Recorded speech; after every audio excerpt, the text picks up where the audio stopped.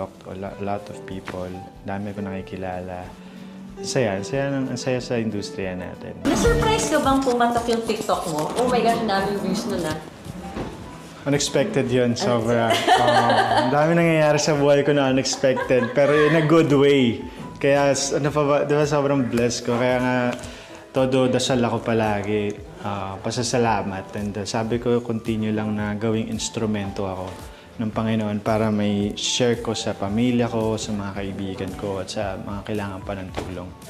Yung blessing na binibigay niya. True. Baby.